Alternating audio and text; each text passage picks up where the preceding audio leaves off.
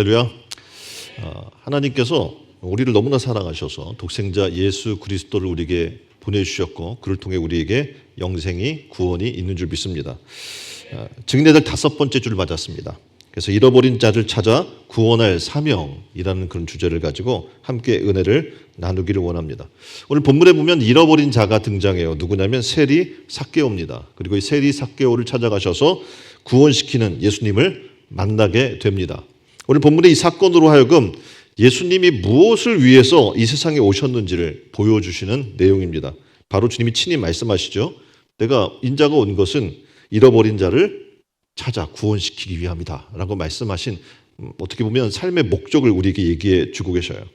그런데 당시의 바리새인이나 서기관들은 이 말이 걸림돌이 됐습니다. 왜냐하면 예수님의 메시지보다 도리어 그들이 율법이라는 게 있잖아요. 근데 율법이라는 게 있는데 예수님이 세리와 죄인, 다시 말해서 그들은 지탄받는 자들이고 이방인과 같고 개만도 못한 사람들인데 그 자들과 식탁 교제를 나누고 함께 했다는 거예요. 그래서 이렇게 그들이 얘기합니다.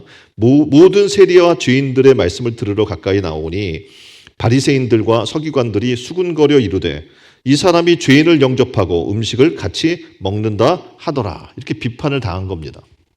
이런 예수님의 처신이 사람들의 눈에서 볼 때 기존의 사회 질서를 파괴하는 것처럼 보였다는 거죠.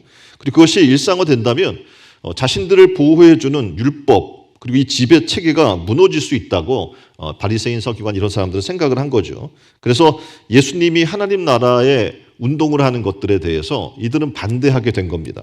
이에 반해 예수님은요, 잃어버린 자에 대해서 누가복음 15장에 3가지 비유를 통해서 얘기해 줍니다. 어떤 비유가 있어요?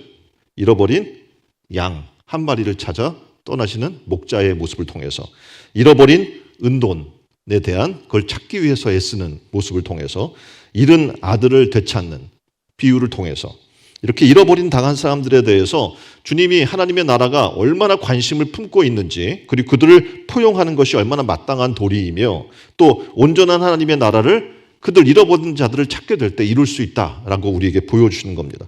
이렇게 끊임없이 예수님 말씀하는데 당시의 바리새인이나 서기관들이나 사람들은 들리지가 않는 거예요, 이 소리가. 그래서 잃어버린 자들과 식탁의 교제를 나눠요. 율법적으로 어떻게 보면 그들이 생각할 때 전통적이나 율법이나 그들이 만들어 놓은 전통에 의하면 합당치 않은 거예요, 죄인과 함께 한다는 것은. 그런데 주님은 잃어버린 자를 찾기 위해서 친히 죄인들과 함께한 자리로 나아갑니다. 하나님 나라의 복음을 그리고 구체적으로 그들에게 전달하고 계신 거예요. 자, 그러면 잃어버린 자를 찾아야 하는데 잃어버린 자는 누굽니까? 오늘 본문에 보면 첫 번째 이렇게 얘기해요. 주님의 사랑으로부터 멀어진 모든 사람들. 그러니까 주님의 사랑으로부터 멀어진 모든 사람을 주님은 잃어버린 자라고 얘기하는 거예요. 오늘 본문에 등장하는 여러분이 알고 있는 삭개오는요, 유대 사람입니다. 그럼 아브라함의 후손이에요.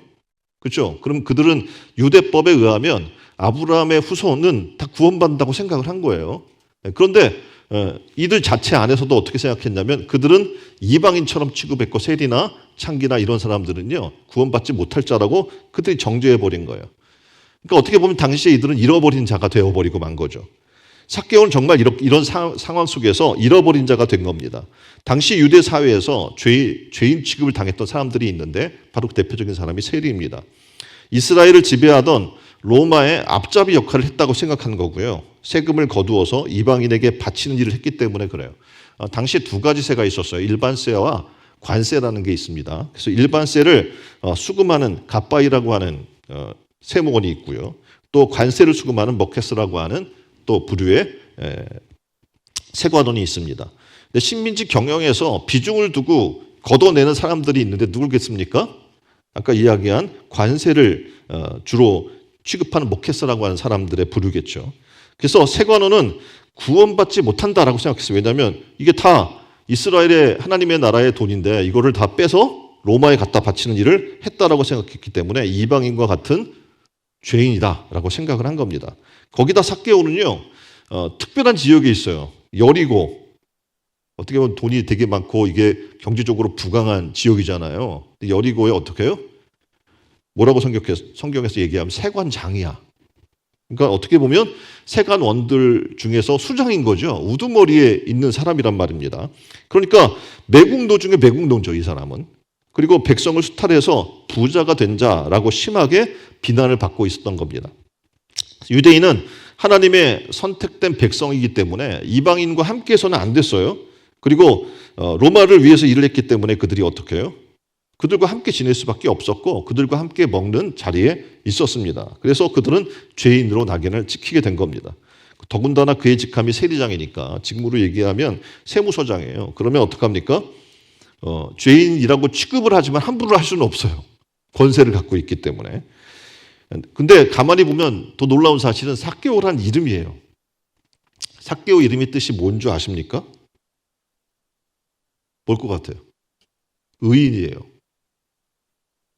네, 그러니까 지금 그의 하는 행동으로 봐서는 전혀 이름답지 않은 거죠. 그래서 부모님이 자식에게 이름을 지어주면 당연히 좋은 이름을 지어주겠죠. 그래서 의로운 사람이 되기를 축복하면서 이름을 져줬을 겁니다. 삭개오도 그 이름의 뜻을 알아요. 하지만 그의 삶이 잘못된 길로 가고 말았던 겁니다.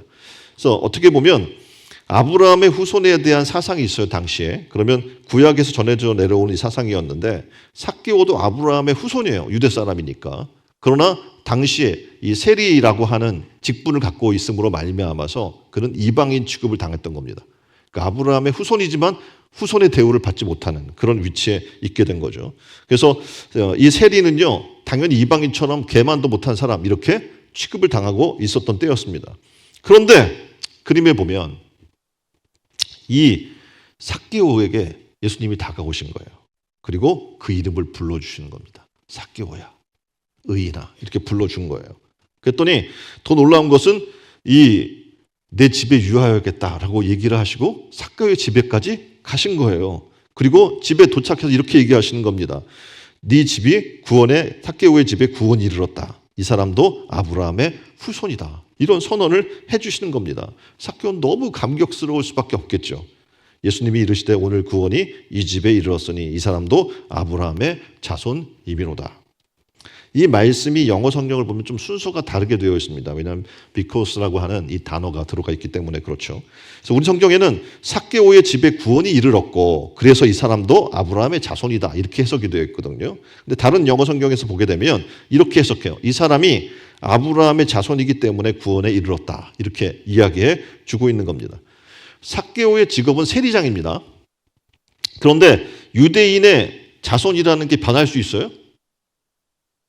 혈통이기 때문에 변하지 않아요. 문제는 뭡니까? 그동안 삭개오가 아브라함의 후손답게 살지 않고 있었다는 게 문제라는 겁니다. 그러니까 사도 바울이 말했던 것처럼 표면적 유대인이었던 거예요. 껍데기만 유대인인 거죠. 그러니까 이 두 가지를 얘기했잖아요. 사도 바울이 표면적 유대인, 이면적 유대인 이렇게 얘기했던 것처럼 좀 쉽게 예를 들면 율법을 아는 자가 있어요. 그리고 율법을 지키는 자가 있어요.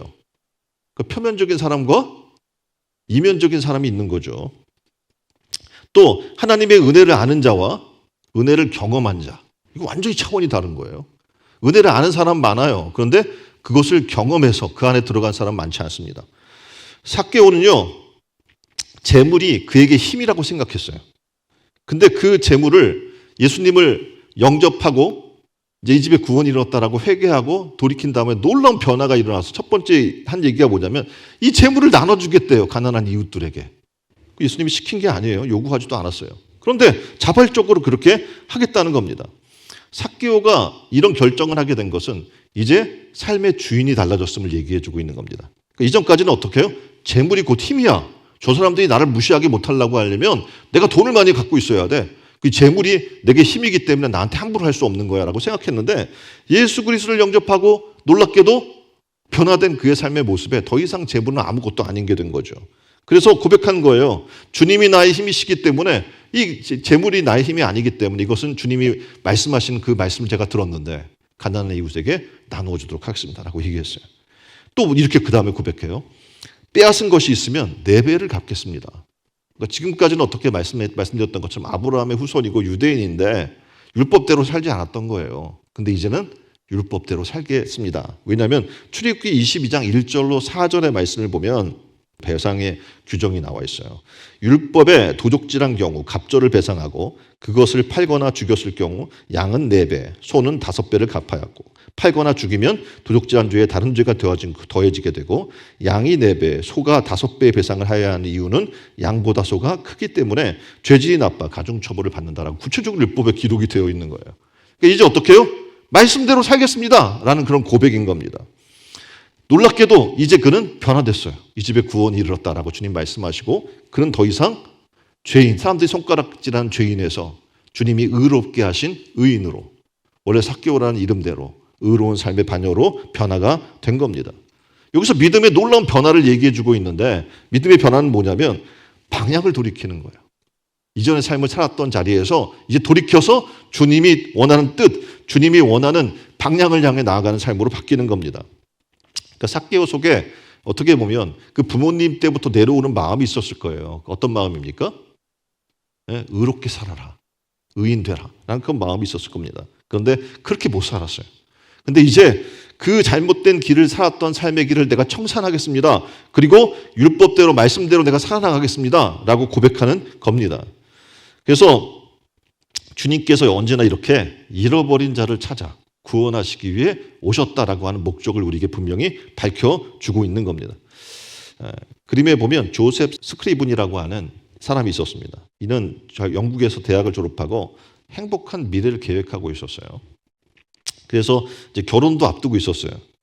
근데 결혼식 하루 전날 그의 약혼녀가 말을 타고 집에 오다가 말에서 강으로 떨어져서 익사하고 맙니다. 이 사건으로 충격을 받아요. 그래서 막 식음을 전폐하고 막 삶의 막 회의를 느끼고 그러고 있던 찰나에 캐나다 포트호프로 영국에서 이주하게 됩니다. 거기서 새로운 삶을 살고자 했고 그리고 또 한 여인을 만나요. 캐서린 로체라고 한 여인을 만나서 약혼을 하게 됩니다. 그런데 결혼 전에 폐렴에 이 여인이 걸려요. 그래서 또 4개월 앓다가 결국 세상을 떠나게 됩니다. 설상가상으로 아일랜드에 있던 어머니가 중병을 앓고 있다는 소식을 듣습니다. 너무 큰 충격이에요. 뭘 노력하고 뭘 새로운 삶을 꿈꾸고 계획해도 자신의 뜻대로 되는 게 아무것도 없는 거예요. 그러던 어느 날 밤 교회 가서 기도하고 있었어요. 그리고 주님의 음성을 듣습니다. 야, 너는 사랑하는 약혼녀를 호수에서 잃은 걸 가지고 그렇게 슬퍼하지만 나는 하나뿐인 독생자를 십자가에서 잃었다. 이것은 하나를 이름으로 모두를 사랑하기 위함이다. 라는 주님의 음성이 들려오는 거예요. 그때 너무 큰 주님의 사랑을 깨닫게 됩니다. 그리고 쓴 찬송가가 뭐냐면 이거예요. 죄짐 맡은 우리 구주. 어찌 좋은 친구인지. 걱정 근심 무거운 죄 우리 주께 맡기세. 주께 고함 없는 거로 복을 받지 못하네. 사람들이 어찌하여 아랠 줄을 모를까. 시험 걱정 모든 괴로움 없는 사람 누군가. 부질없이 낙심 말고 기도드려 아뢰세. 이런 진실하신 친구 찾아볼 수 있을까? 우리 약함 아시오니 어찌 아니 아랠까? 이렇게 이 가사가 기록되게 된 거예요. 우리 그리스도인들의 착각 중에 하나는 뭐냐면 이제 세상 밖으로 나가요. 그럼 그곳에서 세상의 방식과 세상의 것들로 행복해지려 한다는 거예요. 지금 이 사람도 세상 것들로 내가 뭐 취직을 하고 사람을 만나고 가정을 꾸미고 그것으로 행복을 추구했는데 다 사라져버려 한순간에. 그때 깨닫게 된 게 뭐냐면 이런 진실하신 친구 찾아볼 수 있을까? 우리 약함 아시오니 어찌하니 아랠까? 그러니까 고백하는 것은 예수만이 나의 어떻게 해요? 진실한 친구가 되고 함께하는 존재가 된다는 것을 고백한 겁니다. 우리는 계속 생각해요. 교회 오면 예수님이 보이지만 세상에 나가면 예수님 없이 살아요. 그러면서 이렇게 생각하는 거죠. 예수 밖에서도 얼마든지 훌륭한 삶을 살 수 있어. 성공한 삶을 살 수 있고 잘 살 수 있고 또 가족을 꾸려서 또 아름답게 가족을 만들어갈 수 있어 라고 생각을 합니다. 하지만 그렇지 않다는 거예요. 성경의 이야기는. 하나님 말씀이 우리 마음판에 새겨지게 되면 삭개오를 보면 그 말씀 한 방에 어떤 변화가 일어나는 거예요? 인생의 변화가 일어나는 거예요. 가치관의 변화가 일어나고 삶의 목표와 방향이 일어나는 전환이 일어나는 것을 우리는 목격하게 됩니다. 삭개오는 놀랍게도 주님 한번 만나고 변화가 됐어요. 새 사람이 됐어요. 물질에 대해서뿐만 아니라 사람에 대한 가치관도 바뀌는 놀라운 축복을 누리게 된 거죠. 여기서 그가 변화된 가장 큰 것 중에 하나는 뭐냐면 사람에 대한 태도예요. 이제 가난한 사람이 보이기 시작해요. 그래서 가난한 사람을 위해 재산을 나눠주겠습니다 라고 하는 놀라운 변화가 일어나고요. 또 하나는 내가 어떤 돈과 이득을 취하기 위해 남의 것을 토색하는 게 아무렇지도 않게 생각했거든요. 근데 이제는 어떻게 생각하냐면 토색한 사람에게 내가 율법대로 4배를 갚겠다. 다시 말해서 말씀대로 준행해서 사는 삶을 살겠습니다. 라는 고백을 예수님께 제일 먼저 하게 된 거예요. 복음을 만나면 사람은 바뀝니다. 그리고 어떡합니까? 이제 잃어버린 사람들이 보이기 시작해 예수님처럼. 서기관과 바리새인들은 말씀은 열심히 공부했는데 문제는 뭡니까? 주님이 원하시는 목적, 주님의 마음을 몰랐어요. 그래서 잃어버린 영혼에 대한 관심이 없어요. 그들을 저주하고 심판받아 마땅할 자라고 어떻게 비난하고 책망할 뿐. 근데 예수님은 오셔서 잃어버린 자에 대한 관심을 갖는 거예요. 잃어버린 아들과 같은 자들, 이런 잃어버린 탕자와 같은 자들, 또 지금 잃어버린 세리와 또한 창기와 이렇게 세상으로부터 소외되고 버림받은 자들에 대한 관심을 가졌던 것을 우리는 보게 됩니다. 오늘 우리에게도 이런 변화가 일어났으면 좋겠어요. 예수님을 믿는 자라면, 예수님 만난 자라면 이제 어떻게 해요? 이런 예수님과 같은 동일한 마음, 잃어버린 자를 향한 마음을 갖기를 주님의 이름으로 축원드립니다. 자, 두 번째는 이렇게 얘기해요. 잃어버린 자를 찾아 구원한다는 것. 그건 뭐냐면 회개시키는 거다. 라고 지금 얘기해 주는 겁니다. 참된 회개는 놀라운 변화가 일어납니다. 오늘 본문의 삭개오처럼. 삭개오는 그냥 바뀐 게 아니잖아요. 물질의 가치관이 바뀌었잖아요. 그리고 행동으로 그 일들을 정말 진행해 버리고 말았어요. 참된 회개는 하나님 앞에 내가 죄인을 깨닫는 거예요. 삭개오도 자기가 이름만 의인일 뿐 실질적으로는 그가 죄인의 삶을 살았음을 고백합니다. 그리고 회개해요. 그리고 회개에 합당한 삶을 주님이 요청하지도 않았는데 깨닫게 된 거예요. 그리고 변화된 삶을 추구하게 됩니다. 단지 안 할게요 이게 아니에요. 이제 하겠습니다. 가난한 자들에게 나누겠습니다. 토색한 것이 있으면 4배나 갚겠습니다. 라고 실제적인 행동으로 나아가는, 다시 말해 삶을 바로잡는 태도로 나아간 겁니다. 참된 회개는 나의 삶의 모든 부분에서 하나님의 백성답게 살겠습니다라고 하는 결단인 거예요. 회개는. 여러분 누굽니까? 옆에 분에게 얘기해요. 당신은 하나님의 자녀입니다. 당신은 하나님의 백성입니다. 이제 어떻게 해요? 그렇게 살겠다는 거예요. 회개는 그렇게 살겠다는 거예요. 그리고 그렇게 사는 거예요. 삭개오가 눈물을 흘리며 회개했다는 기록은 없습니다. 근데 분명 그의 행동을 보면 그가 얼마나 큰 결단과 각오를 가지고 삶을 전환시켰는지를 우리는 만날 수가 있습니다. 나무에서 내려와요. 예수님 앞에 선 삭개오 속에서 우리는 재물에 대한 변화를 먼저 만날 수 있습니다. 첫 번째가 뭐였어요? 재물에 대한 회개였습니다. 내 소유의 절반을 가난한 사람들에게 나누어 주겠으며 혹시 내가 네게 토색한 일이 있으면 4배나 갚겠나이다. 그러니까 이제 재물에 대해서 이전에 생각했던 것과 전혀 다른 차원의 생각을 이제 하게 된 거죠. 예수님이 삭개오를 구원해 주신 조건으로 너는 가난한 이웃에게 다 나눠주고 나를 따라 그렇게 요청하는 게 아니에요. 깨닫고 나니까 주님 만나고 나니까 자신의 잘못이 보이고 그리고 이제 어떻게 해요? 바른 삶을 살겠다고 스스로 결단한 겁니다. 어떻게 보면 예수님의 음성을 들었을 때 그의 마음은 예수님을 향하게 되었고 하나님 나라를 향하게 된 겁니다. 그래서 재물에 대한 잠시 있다가 사라져버릴 이 세상, 썩어질 것에 대한 그런 욕심과 미련이 사라지고 만 겁니다. 예수님을 믿고 회심을 한다는 것, 이것은 삶의 방향이 천천히 바뀌는 걸 얘기하는 게 아니에요. 예수님을 믿고 만나면 놀랍게도 어떻게 해요? 한 번에 사람이 바뀌는 거예요.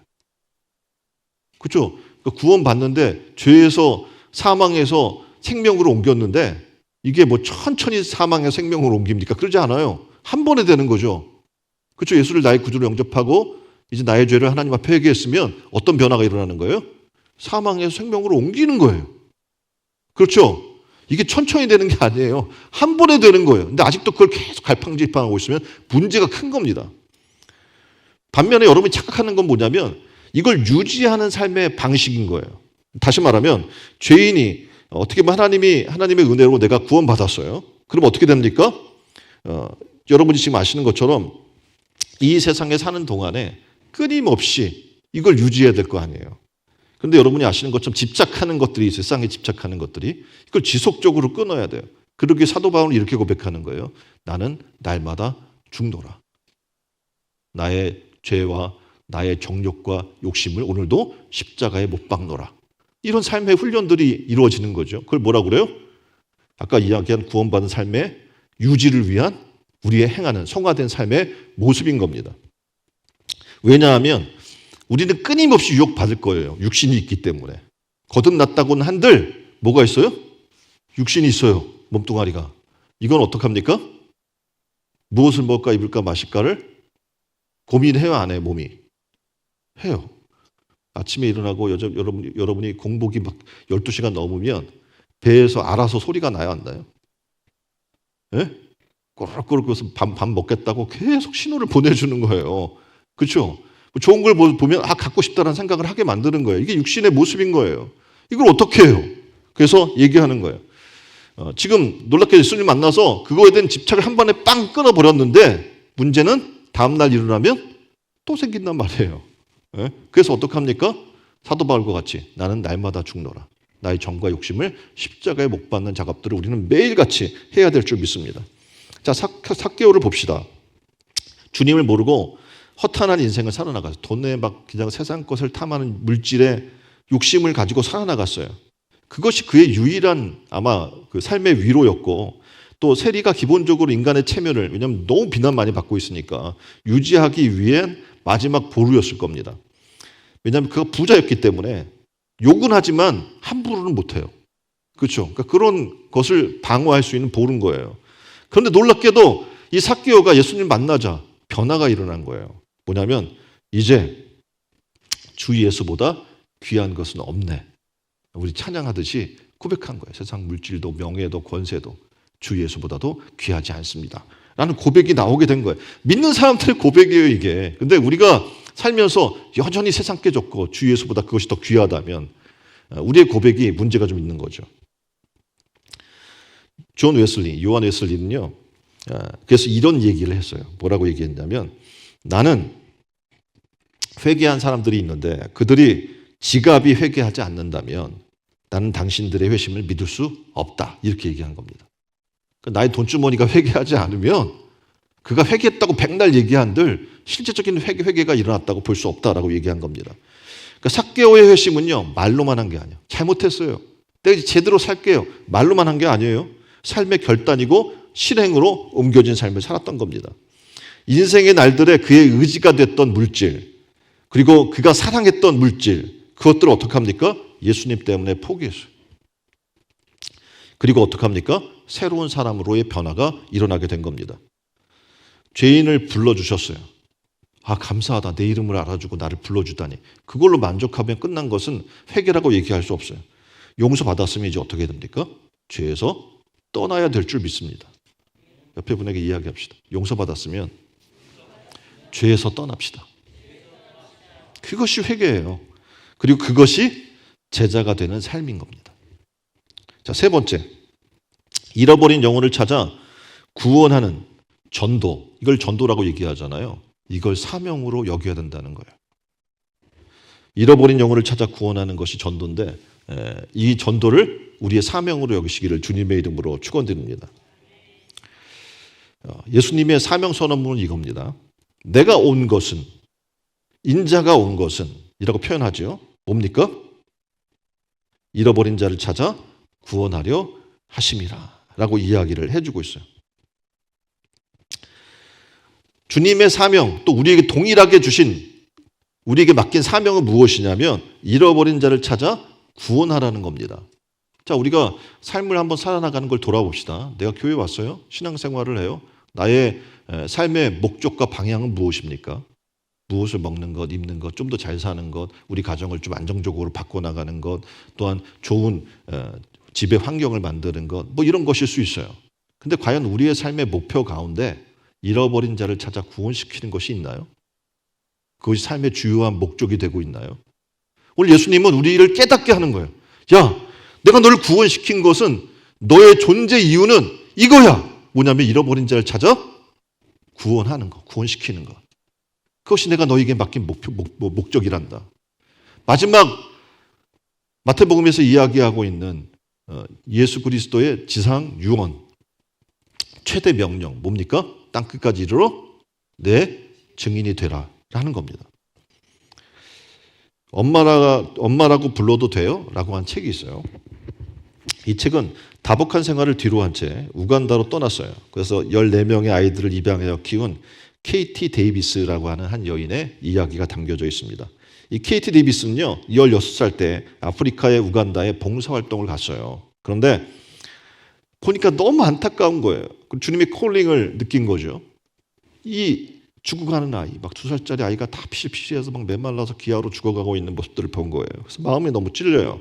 그래서 2007년에 다시 하나님의 뜻에 따라 자신의 안락한 삶을 다 내려놔요. 학교를 다니다가 대학교로 내려놔요. 그리고 우간다로 향합니다. 그리고 거기서 질병과 가난과 전쟁의 위협에 도사리는 우간다의 이 아이들을, 처녀의 몸이잖아요. 처녀의 몸으로 정말 까만 얼굴을 가지고 착하고 순종적인 아이들을 보살피기 시작합니다.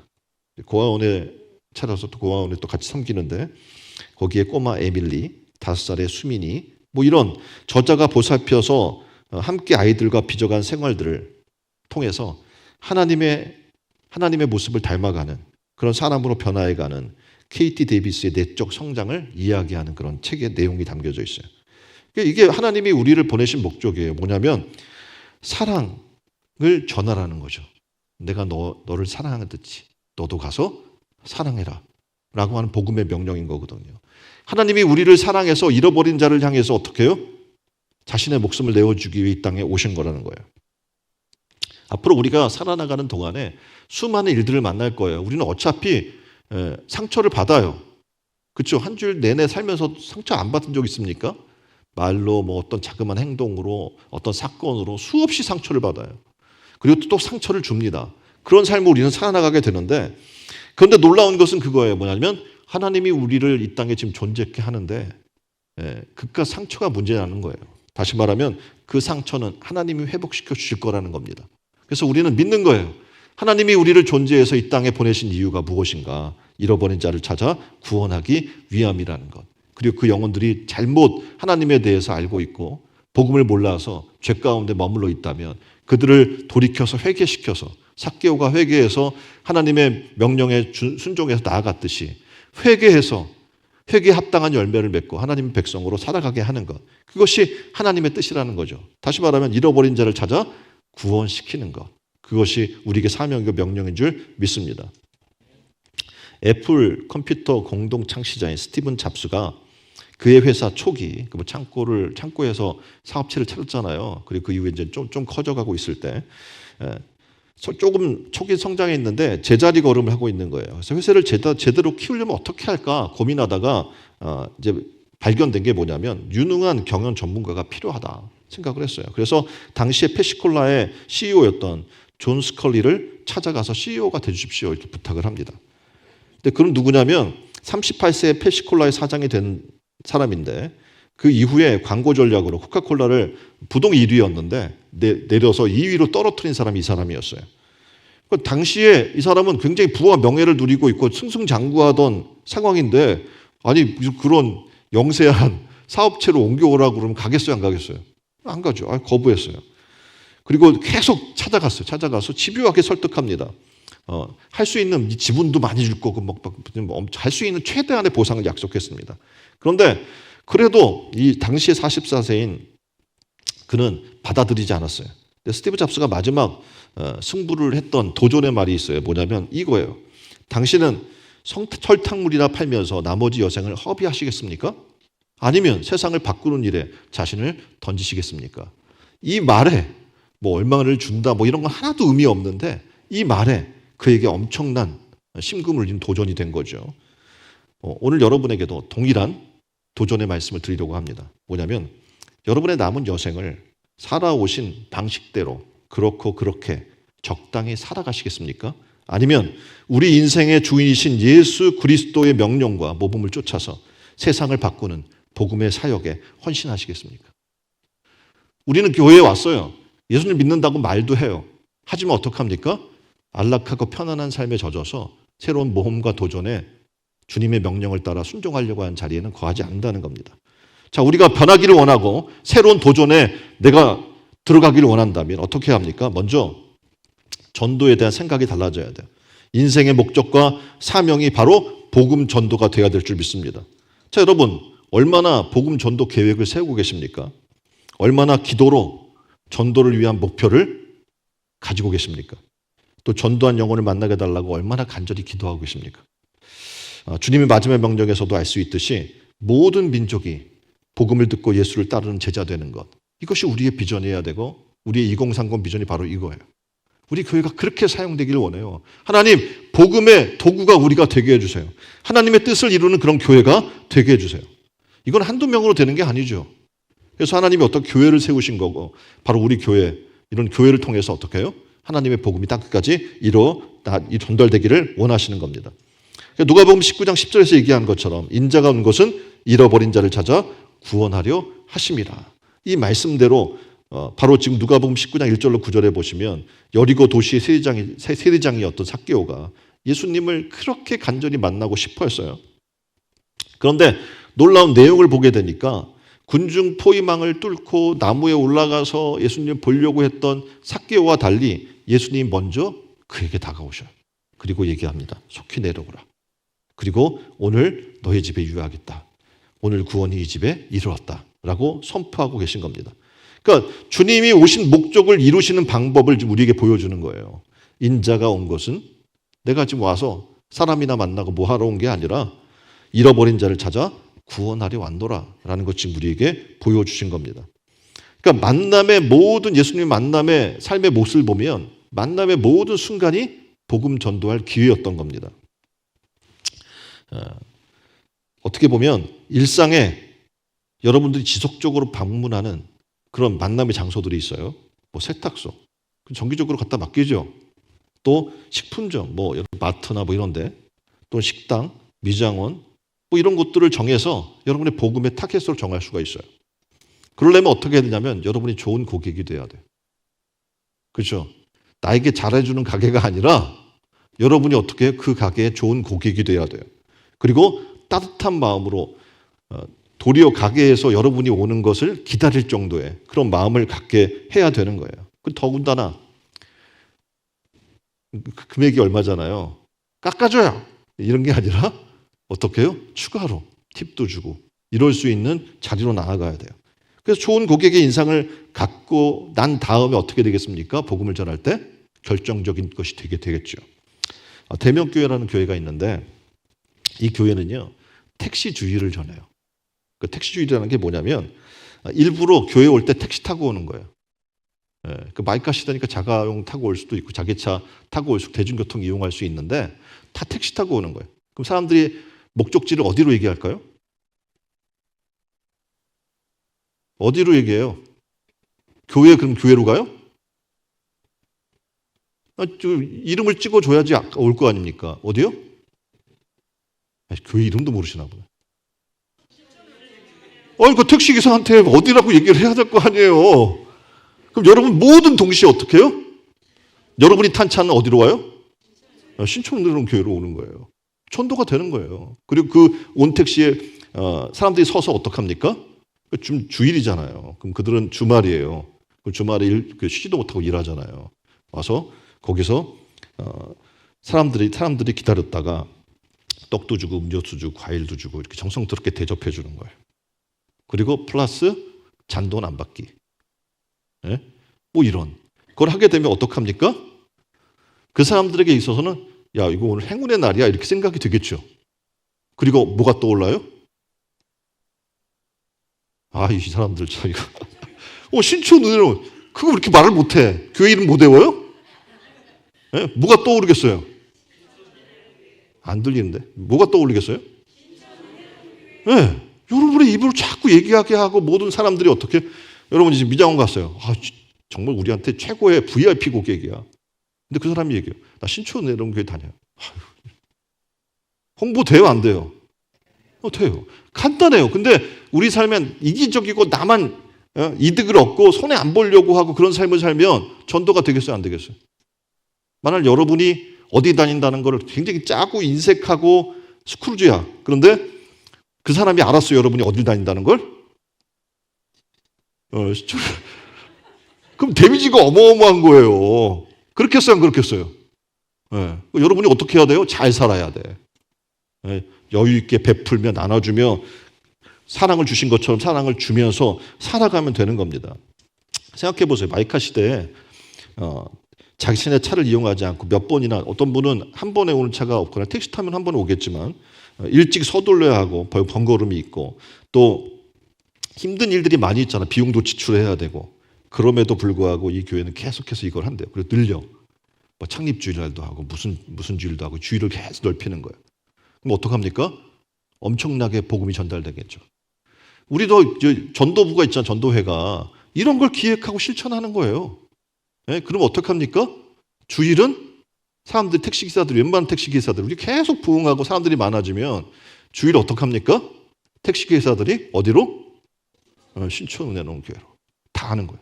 그리고 주변의 사람들이 근처에 교회 가고 싶은데 그럼 택시기사가 신촌 은혜로운 교회 좋아요. 그렇죠? 기억을 하고 있는 겁니다. 이렇게 우리가 외쳤으면 좋겠어요. 서울의 택시들이요. 어디로? 그렇게 우리가 전도할 수 있는 전도의 사명과 목표과 방향을 분명히 정하는 여러분 되기를 주님의 이름으로 축원드립니다.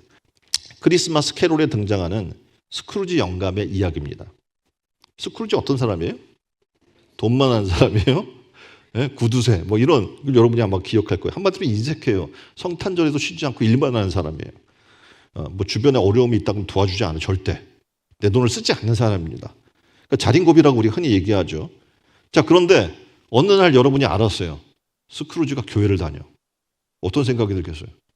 열받겠죠. 요즘 문화, 영화 뭐 이런 장르에서 정말 이상한 흐름이 있어요. 뭐냐면 악당인데 교회를 다녀. 이런 플롯을 정해가지고 계속 보여줘요. 그럼 사람들이 어떤 생각을 할까요? 교회 다니는 사람들이 이중인격이야. 나쁜 인간들이야. 부와 명예는 다 가지면서 저렇게 나쁜 행동들을 해. 이런 생각을 하게 되겠죠. 지금 굉장히 심각한 거예요. 우리가 이 이미지를 바꿔나가야 돼요.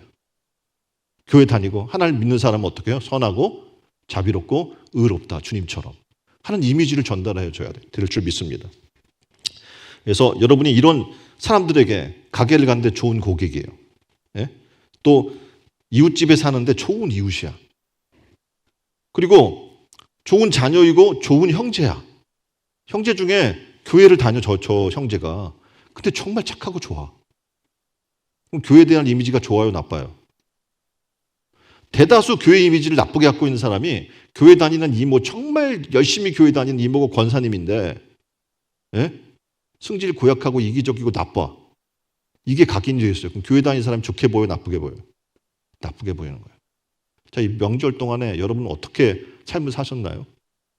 뭘 하려고 그러는데 내가 가면은 처음부터 끝까지 내가 고생해야 돼. 그러니까 어떻게 끝날 때쯤 이렇게 딱 맞춰서 갔다가 끝나기 전에 빠져나오는 그런 세상으로 말하면 잔머리가 뛰어난 그런 삶을 살고 계신가요? 그럼 여러분 나쁜 크리스찬인 거예요. 이제 우리는 어떻게 합니까? 생활 속에 전도하려면 이런 삶의 변화가 먼저 일어나야 될 줄 믿습니다. 아마 삭개오를 보면서 주변 세리들이나 사람들이 생각했을 거예요. 저 사람 변했다 진짜. 그렇겠어요? 안 그렇겠어요? 세상 사람이 느낄 거예요. 저 사람 변한 걸. 자, 여러분이 교회를 다녀요. 여러분 주변에서 알고 있나요? 여러분이 교회 다니더니 완전히 변했다는 걸? 모른다면 교회를 또 네가 교회 다녔어? 언제부터 다녔어? 이런 그렇게 질문을 받는다면 이거 굉장히 심각한 겁니다. 이제 전도를 위해서 기회를 갖기 위해 세상의 직분의 자리에도 올라가십시오. 뭐 이런 동네에 있으면 반장도 하세요. 그럼 어떻게 영향력이 있는 복음의 반장이 되는 거예요. 또 여러분의 어떤 모임들이 있으면 적극적으로 참석해서 적극적으로 선을 행하십시오. 그리고 여러분이 어느 교회 다녀요? 신촌 은혜로운 교회 다닌다는 것을 알게 하십시오. 그럼 어떡합니까? 자동적으로 전도하는 거예요. 만약 여러분이 악하고 못되게 산다면 그냥 잠자코 입을 닫고 계셔야 돼. 괜히 교회 이름 얘기했다가 망신인 거야, 이거는. 이제 어떡합니까? 때를 얻던지 못 얻던지 이제 우리는 복음을 전하는 삶을 살기로 결단했습니다. 그렇기 때문에 이제 나 때문에 우리 신촌 은혜로운 교회 때문에 예수님 만나고 복음을 받아들이고 구원 얻는 일들이 넘쳐나기를 주님의 이름으로 축원드립니다.